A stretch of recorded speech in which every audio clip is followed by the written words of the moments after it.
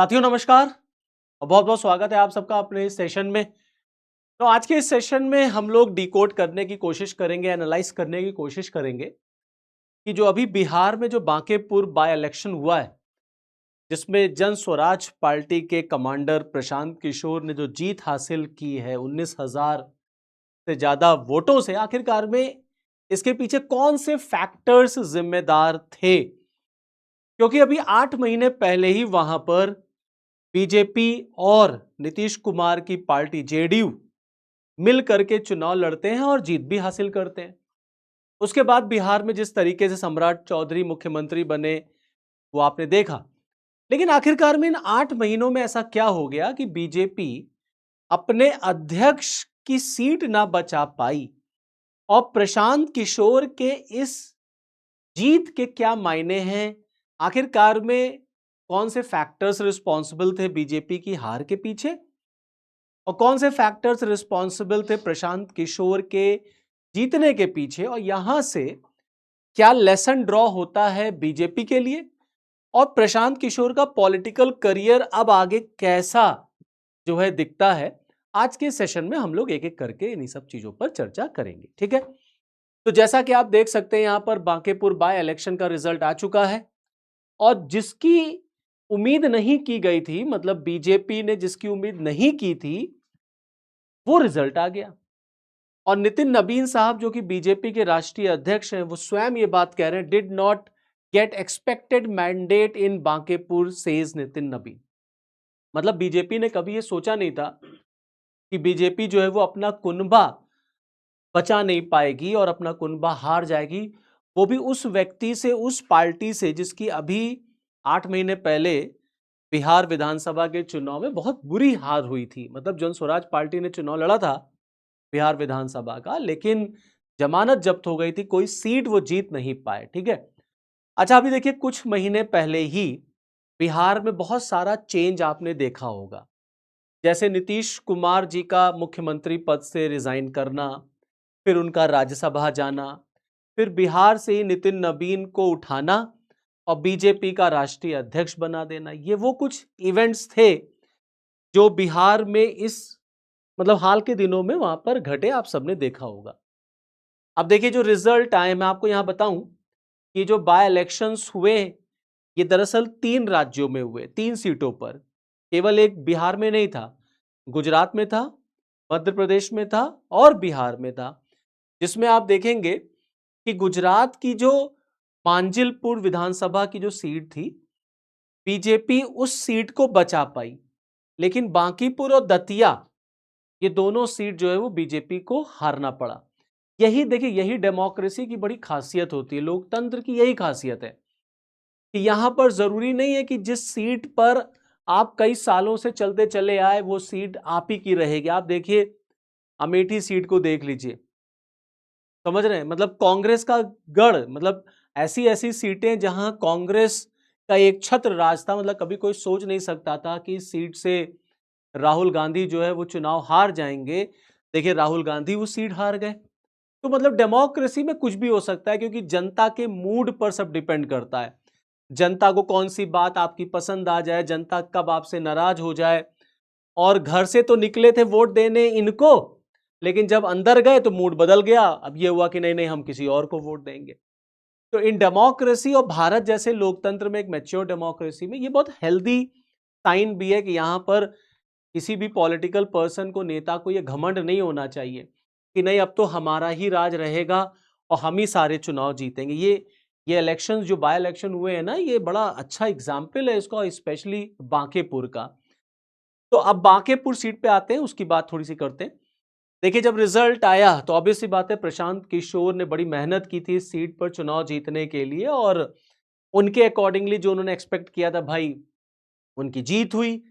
तो from a political strategist now he is a law maker. अब भाई साहब विधानसभा में जाएंगे, बैठेंगे, कानून बनाने में सहायता करेंगे। अच्छी बात है अगर ऐसे पढ़े लिखे लोग विधानसभा में आते हैं। तो अब इनके सामने भी ये चैलेंज है कि करके दिखाएं, काम करके दिखाएं, परफॉर्म करना पड़ेगा। चुनाव जीत लेना ही बड़ी बात नहीं होती। जब आपको जनता जिम्मेदारी देती है ना, no you have to perform. आपने जो वादे किए, आपने जो एम्प्लॉयमेंट पे बोला, आपने जो माइग्रेशन पे बोला, आपने जो एजुकेशन पे बोला, स्कूलिंग पे बोला, जो आपने लोकल इंडस्ट्रीज बिहार में जो पलायन होता है उसको कैसे रोका जाए, ये सारे बातें प्रशांत किशोर ने अभी बिहार विधानसभा के चुनाव में जनता के सामने रखी थी। लेकिन उस समय जनता ने इन पर बहुत ज्यादा भरोसा नहीं दिखाया। तो प्रशांत किशोर का पॉलिटिकल करियर शुरू होता है पॉलिटिकल स्ट्रैटेजिस्ट की वजह से। मतलब एक पॉलिटिकल स्ट्रैटेजिस्ट थे, तमाम बड़े बड़े नेताओं के लिए रणनीति बनाते थे और बहुतों को जीत भी दिलाई है। भाई देखिए, मोदी जी के लिए खुद काम कर चुके हैं 2014 में। ये चाय पे चर्चा, ये मन की बात, ये सारी चीजें आप देखेंगे ना, सब ब्रेन चाइल्ड इन्हीं का है, जिसका फायदा बीजेपी को मिला। वहां से पॉलिटिकल स्ट्रैटेजिस्ट से काम शुरू करते करते अब ये लॉ मेकर है। तो जब रिजल्ट आया तो जाहिर सी बात है जो जीतेगा वो तो खुशी मनाएगा ही मनाएगा। तो इनका स्टेटमेंट आया, जैसे 30 साल का गढ़ 30 दिनों में ढह गया। तो निशाने पर बीजेपी आ गई। तो उन्होंने कहा, देखा बीजेपी का जो 30 साल का गढ़ था, मतलब जो बांकेपुर विधानसभा सीट थी, वहां पर मोर देन 30 ईयर्स, 35 ईयर्स से बीजेपी का एक छत्र वहां पर राज था, जिसको प्रशांत किशोर ने इस 30 साल के गढ़ को मतलब कुछ ही दिनों में, 30 दिनों में ही जो है वो कैंपेनिंग करके चुनाव जीत करके दिखा दिया और ये गढ़ जो है उनका गिर गया। अब यहां से बीजेपी के लिए, स्पेशली मोदी जी के लिए एक वेकअप कॉल है कि आखिरकार में इस इलेक्शन से मोदी जी क्या जो है वो सीखते हैं, या बीजेपी क्या सीखती है, या सम्राट चौधरी क्या सीखते हैं। क्योंकि बिहार की सीट पर इलेक्शन हो रहा था, खुद बिहार के मुख्यमंत्री कैंपेनिंग कर रहे थे, सम्राट चौधरी कैंपेनिंग कर रहे थे, लेकिन वो अपने कैंडिडेट को, बीजेपी के कैंडिडेट को, नीरज सिन्हा साहब को नहीं जिता पाए। और सम्राट चौधरी के कैंपेनिंग के बाद भी आप देखिए प्रशांत किशोर वहां पर जीत गए। तो ये एक बहुत बड़ा एक मैसेज है कि भाई अब यहां से बीजेपी क्या ड्रॉ करती है। ओके, तो जो मैंने आपको बताया कि 3 सीटों पर बाय इलेक्शंस थे, बिहार में था, मध्य प्रदेश में था और गुजरात में था, जिसमें सबसे ज्यादा जो चर्चा में था वो दरअसल बांकेपुर विधानसभा का बाय इलेक्शन था, क्योंकि बड़ी हाई प्रोफाइल सीट थी। भाई नितिन नवीन यहां से ही विधायक थे और जब नितिन नवीन राज्यसभा गए तो यह सीट खाली हो गई थी। नितिन नवीन से पहले इस सीट पर उनके पिताजी का शासन था। तो आप समझ लीजिए 35 ईयर्स, मतलब 1995 से अगर आप देखें तो पिताजी रहे, उसके बाद बेटा। 2006 से लेके 2025 तक नितिन नवीन बांकेपुर विधानसभा सीट के विधायक थे और 35 साल का ये गढ़ जो है वो प्रशांत किशोर ने ढा दिया। तो आप इसको एक लोकतंत्र का ना एक खूबी कह सकते हैं, ये डेमोक्रेसी के लिए बहुत अच्छी चीज होती है। तो कुल मिलाकर के अब ये बाय इलेक्शन क्या होता है, उपचुनाव क्या होता है, हम लोग अक्सर सुनते हैं बाय इलेक्शन बाय इलेक्शन। देखिए बाय इलेक्शन आप ऐसे समझ लें, जब कोई सीट खाली होती है, जैसे कोई सिटिंग एमपी था, कोई सिटिंग एमएलए था, वो अगर मान लीजिए एमएलए था वो एमपी बन गया, या कोई एमपी था उसने रिजाइन कर दिया, मान लीजिए वो प्रेसिडेंट बन गए या कहीं और आगे, मतलब एनी हाउ वो सीट खाली हो गई, किसी की डेथ हो गई, किसी ने रिजाइन कर दिया, कोई प्रमोट हो गया, विधायक से एमपी चला गया, तो सीट खाली हो गई। तो जब कोई विधानसभा सीट खाली होती है तो वहां पर फिर से चुनाव कराया जाता है, उसको बाय इलेक्शन कहते हैं। जैसे कभी कभी ये भी होता है कि मान लीजिए एक विधायक, एक सांसद है, वो 2 सीटों से चुनाव लड़ा और दोनों से जीत गया, तो एक अब उसको रखना है, एक को छोड़ना पड़ेगा। तो जो वो छोड़ेगा ना, वहां पर फिर से इलेक्शन होगा, बाय इलेक्शन होगा, उसी को हम लोग बाय इलेक्शन कहते हैं। तो अब बांकेपुर विधानसभा सीट पर जो बाय इलेक्शन हुआ वो रिजल्ट बड़ा इंपॉर्टेंट रहा है। तो आप देख सकते हैं प्रशांत किशोर साहब ने अपने जो कैंडिडेट, जो उनका कॉम्पिटिटर था नीरज कुमार जी, जो बीजेपी के थे, उन्हीं को प्रशांत किशोर जी ने हराया 19,000 से ज्यादा सीटों से प्रशांत किशोर ने यह चुनाव जीता है। ठीक है, अब जो मैं बार बार आपसे बता रहा हूं कि यहां 35 साल तक बीजेपी का शासन रहा, 35 ईयर्स तक बीजेपी रूल रहा है, तो थोड़ा सा अगर आप देखिए बांकेपुर विधानसभा की हिस्ट्री क्या है, ठीक है, उस पर चलते हैं। अच्छा, बांकेपुर विधानसभा को आप देखेंगे ना, ज्यादातर यहाँ पे आजादी के बाद अगर आप देखें तो 50 और 60 और 70 के दशक में अगर आप देखेंगे तो यहाँ पे कांग्रेस और लेफ्ट का यहाँ पर वर्चस्व रहता है। बाद में यहाँ पर बीजेपी अपना दबदबा कायम कर लेती है और वो एक छत्र राज उसका रहता है 35 ईयर्स तक। तो अगर हम 2008 के परिसीमन देखें तो 2008 के परिसीमन से पहले यह सीट पटना पश्चिम विधानसभा क्षेत्र के नाम से जानी जाती थी। यहां पहला विधानसभा चुनाव 1957 में हुआ था, जिसमें कांग्रेस के राम शरण साव विधायक चुने गए थे। इसके बाद 62 में कांग्रेस के कृष्ण वल्लभ सहाय ने जीत दर्ज की थी। तो मैंने बताया ना, इस सीट पर आजादी के बाद आप देखेंगे तो कांग्रेस का और वामपंथी दलों का यहां पर दबदबा रहा। 95 के बाद भाजपा का जो किला था ना, वो मजबूत होने लग गया है। 95 के विधानसभा चुनाव के बाद इस सीट की राजनीति पूरी तरह बदल गई और भाजपा के नवीन किशोर प्रसाद सिन्हा ने जीत जो है वो दर्ज की। नवीन प्रसाद सिन्हा साहब नितिन नवीन के पिताजी, तो नवीन किशोर प्रसाद सिन्हा 95 पर यहां पर विधानसभा का चुनाव जीतते हैं और वो विधायक बनते हैं। फिर उसके बाद 2000 में, 2005 में और अक्टूबर 2005 के चुनाव में भी लगातार विजयी रहे। तो 95 से लगातार फिर ये बीजेपी के ही पास चली गई। इस दौर में पटना पश्चिम भाजपा के मजबूत गढ़ के रूप में स्थापित हुई। वर्ष 2006 में नवीन किशोर प्रसाद सिन्हा के निधन के बाद 2006 में डेथ हो जाती है, यहां उपचुनाव होता है और फिर 6 में उनके पुत्र नितिन नवीन यहां पर पहली बार विधायक बनते हैं और 6 से यहां पर बीजेपी पूरी तरीके से छा गई और नितिन नवीन 6 से लेकर के 25 तक, जब तक वो राज्यसभा के सांसद नहीं बने और जब तक वो बीजेपी के अध्यक्ष नहीं बने, तब तक वो यहीं के विधानसभा के विधायक थे। 2008 के परिसीमन के बाद पटना पश्चिम सीट का नाम बदलकर बांकेपुर कर दिया गया, लेकिन भाजपा का दबदबा कायम रहा। तो जब परिसीमन नहीं हुआ था 8 से पहले, तो ये पटना पश्चिम विधानसभा क्षेत्र के नाम से जाना जाता था।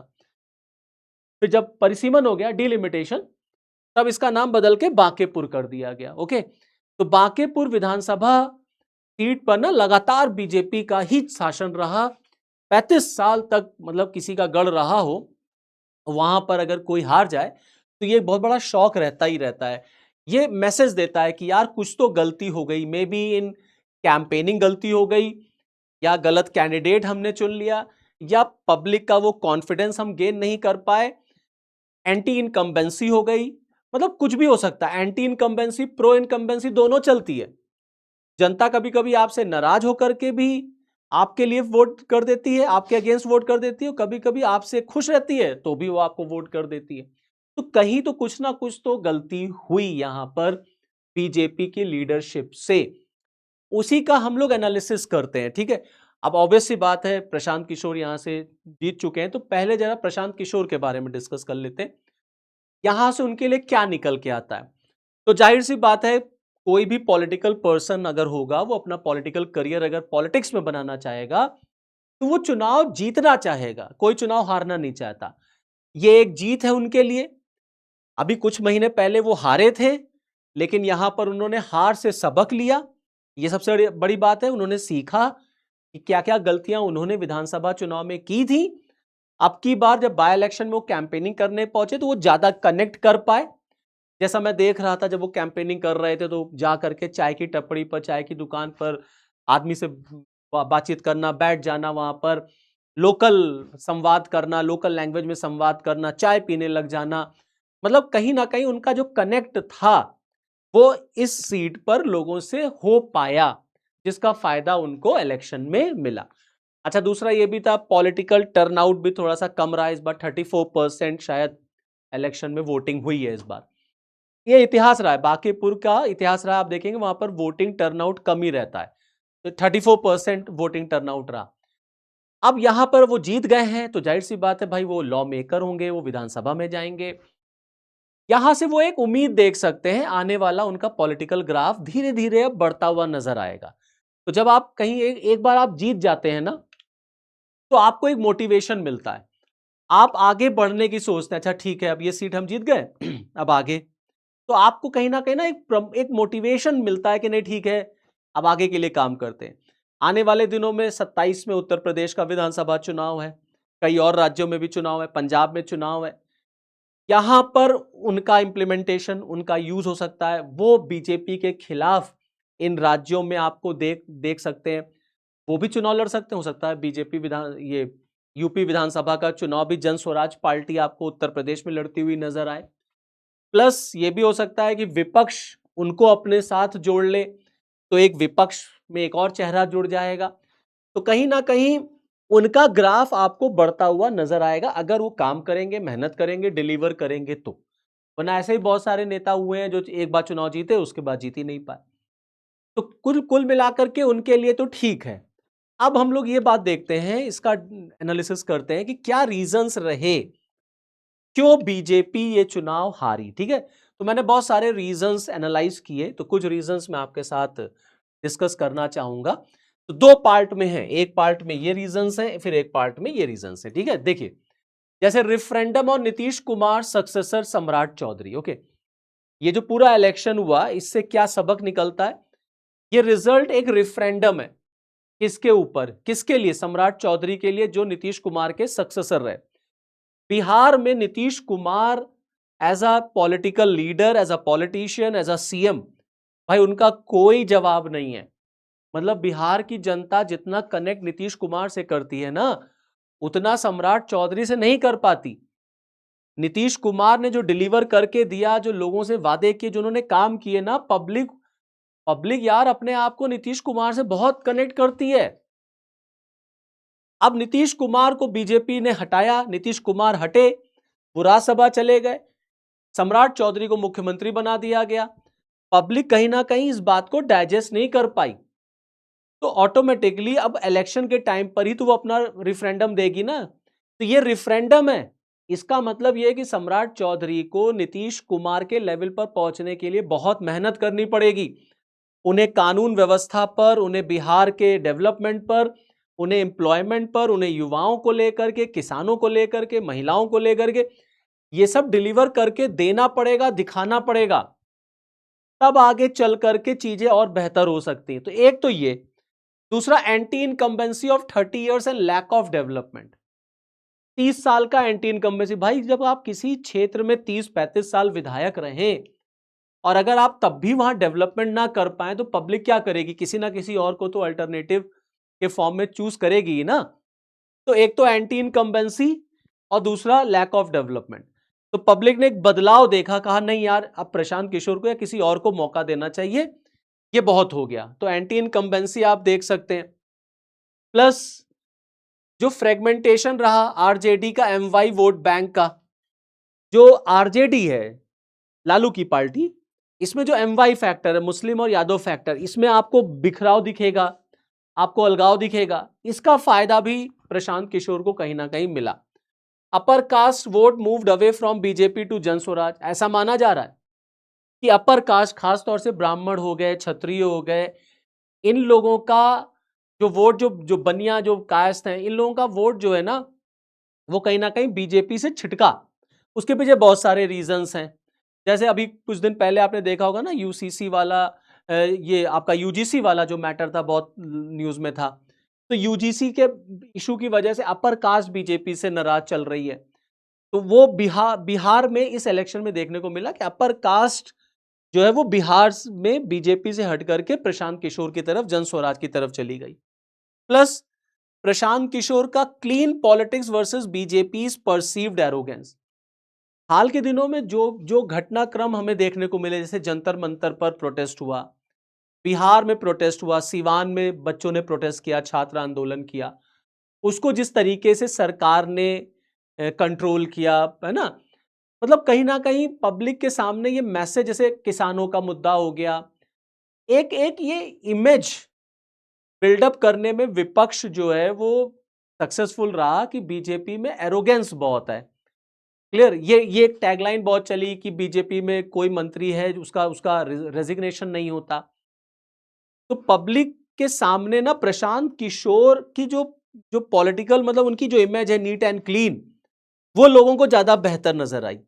और बीजेपी का जो एरोगेंस है ये उनको पसंद नहीं आया।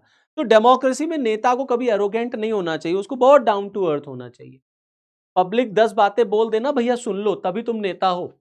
नेता बनने का मतलब यही है कि तुम्हें बहुत बेशरम होना चाहिए, और कोई तुम्हें 10 बार बोल देना इस कान से सुनो, इस कान से निकाल दो, अगर तुम पब्लिक के कमेंट पर जवाब देने लग जाओगे तो तुम नेता नहीं हो। जनता ही तुम्हारे लिए वोट करती, वो लोकतंत्र में वो मालिक है भैया। वो अगर 10 गाली भी दे देना तो सुन लो, कुछ बोलो मत। तो अगर आप रिटेलिएट करेंगे, रिएक्ट करेंगे, तो फिर आप आगे पॉलिटिकल करियर आपका नहीं चल सकता। फिर आप देखिए जैसे स्टूडेंट प्रोटेस्ट, मैंने जो भी बताया आपको, जो ये स्टूडेंट प्रोटेस्ट चला, तो कहीं ना कहीं युवाओं के मन में, माँ बाप के मन में पेपर लीक का मैटर, प्लस बिहार में बेरोजगारी या जो स्टूडेंट प्रोटेस्ट अभी हमने देखा बिहार में अलग अलग क्षेत्रों में, वो कहीं ना कहीं एक फैक्टर बन गया बीजेपी के हारने का। ठीक है, फिर जो बिहार में भरत तिवारी का एनकाउंटर हुआ था, बड़ा इंपॉर्टेंट एक इशू, भरत तिवारी का एनकाउंटर हुआ, इससे भी जो अपर कास्ट है बिहार में वो बीजेपी से, सम्राट चौधरी से नाराज थी। बीजेपी के अंदर खाने में बहुत सारी कला थी, बहुत सारे डिस्प्यूट्स थे, क्योंकि पहले टिकट अभिषेक सिन्हा को दिया था, फिर अभिषेक सिन्हा ने अपना नॉमिनेशन वापस ले लिया, फिर नीरज सिन्हा को मिल गया। ये सब भी आपस में इंटरनल डिस्प्यूट जो रहा, वो भी कहीं ना कहीं हार का एक फैक्टर कारण बना। जेडीयू और कम मतदान, जेडीयू और कम मतदान, मैंने आपको बताया कि वोटिंग टर्नआउट जो है वो 34% हुआ। अच्छा, ज्यादातर होता क्या है ना कि जब बाय इलेक्शंस होते हैं तो माना जाता है जो रूलिंग पार्टी होती है वही चुनाव जीतती है, बट यहां पर अब मैंने बताया ना, डेमोक्रेसी में, लोकतंत्र में कुछ भी हो सकता है। अब यहां देखिए जेडीयू, मतलब जेडीयू जब से ये नीतीश कुमार हटे मुख्यमंत्री से और सम्राट चौधरी आए, अब जेडीयू जो कि वहां फर्स्ट नंबर पे थी वो सेकंड नंबर पे हो गई है। तो जेडीयू के अंदर ही लोग बीजेपी से नाराज हैं, तो जेडीयू के नेता उस तरीके से कैंपेनिंग उन्होंने नहीं की। नीतीश कुमार ने बैकअप किया जरूर, लेकिन वो फायदा ग्राउंड लेवल पे नहीं मिल पाया। ठीक है, और बीजेपी की तरफ से तो भैया लंबी चौड़ी लिस्ट कैंपेनिंग के लिए गई थी, कैंपेनर्स की लिस्ट थी, 40 प्लस नेता लगाए गए थे ये सीट को जो है निकालने के लिए, क्योंकि बड़ी हाई प्रोफाइल सीट थी ना ये, लेकिन फिर भी बीजेपी ये सीट नहीं निकाल पाई। तो बीजेपी के लिए एक लेसन तो है यहां से। तो जेडीयू का इन्वॉल्वमेंट उस तरीके से कैंपेनिंग में नहीं हुआ, नीतीश कुमार भी अपनी बात उस तरीके से कह नहीं पाए, और जेडीयू के लोगों ने भी बहुत इंटरेस्ट नहीं शो किया कि इस सीट से बीजेपी को जिताया जाए, क्योंकि जेडीयू को लगता है, वहां के लोकल लीडर्स को लगता है कि देखो नीतीश कुमार को मुख्यमंत्री पद से हटा दिया, सम्राट चौधरी को ले आया, बीजेपी जो है वो जेडीयू को खा लेना चाहती है, खत्म कर लेना चाहती है। तो आदमी को लगता है ना कि मेरा पॉलिटिकल करियर खत्म हो जाएगा। तो ये भी एक बड़ा इंपॉर्टेंट रहा। और पूरे कैंपेनिंग में सम्राट चौधरी जो थे वो टारगेट पर थे। प्रशांत किशोर का पूरा कैंपेन जो हुआ इस बाय इलेक्शन में, उसमें टारगेट पर सम्राट चौधरी थे। सम्राट चौधरी का वे ऑफ गवर्नेंस था, सम्राट चौधरी का पॉलिटिकल करियर था, उनके बहुत सारे जो पहले के कमेंट्स थे, स्टेटमेंट्स थे, क्वालिफिकेशन, इन सब पर प्रशांत किशोर ने खुल करके अपने इलेक्शन कैंपेन में बोला। तो कहीं ना कहीं प्रशांत किशोर की बातें लोगों के दिलों तक जाकर के टच कर गईं, लोगों ने वोट कर दिया। डेमोक्रेसी में ऐसा ही होता है। अब यहां से प्रशांत किशोर के लिए तो ठीक है भाई, उनका तो करियर चलिए। बीजेपी को, मोदी जी को, और खास तौर से बिहार में जो बीजेपी है, सम्राट चौधरी, इनको यहां से लेसन लेना है। लेसन ये लेना है कि डेमोक्रेसी में आपको कभी एरोगेंट नहीं होना है, एरोगेंस आपको रखना ही नहीं है। हर एक सीट पर हार और जीत का आपको एनालिसिस करना चाहिए। वैसे भी माना जाता है कि बीजेपी 24/7 365 डेज इलेक्शन के ही मूड में रहती है, हार जीत तो लगी ही रहती है। लेकिन बिहार में बीजेपी को यह देखना होगा, समझना होगा, स्पेशली सम्राट चौधरी को, और केंद्र में अगर हम बात करें तो मोदी जी को, कि देखिए ऐसा युवाओं का जो मैटर है ना वो बहुत ज़्यादा इस समय इम्पॉर्टेंट है। चाहे वो एग्ज़ाम का मैटर हो, चाहे वो एम्प्लॉयमेंट का मैटर हो, गवर्नमेंट को इसको बहुत सीरियसली लेना पड़ेगा, क्योंकि आने वाले दिनों में फिर यूपी में भी इलेक्शन है, कई राज्यों में इलेक्शन है, फिर 29 में लोकसभा का इलेक्शन होगा। तो ये सब कहीं नेगेटिव ना चला जाए। तो आपको एम्प्लॉयमेंट जनरेट करना पड़ेगा, लोगों को रोजगार देना पड़ेगा, शिक्षा बेहतर अच्छी करनी पड़ेगी, स्पेशली बिहार जैसे राज्य में जहां एम्प्लॉयमेंट, जहां एजुकेशन वगैरह बहुत खराब है। तो गवर्नमेंट को इस पर काम करना पड़ेगा। जो माइग्रेशन होता है बिहार से, उसको कैसे रोका जाए, कैसे वहाँ लोगों को क्वालिटी एजुकेशन दी जाए, जो बच्चे हैं वहाँ कैसे उनको एम्प्लॉयमेंट जनरेट हो, इन सब पर सम्राट चौधरी को, उनकी टीम को बहुत ज़रूरी है काम करना। और करप्शन है, भ्रष्टाचार है, गुड गवर्नेंस कैसे डिलीवर किया जाए, ये सब करके दिखाना होगा सम्राट चौधरी को।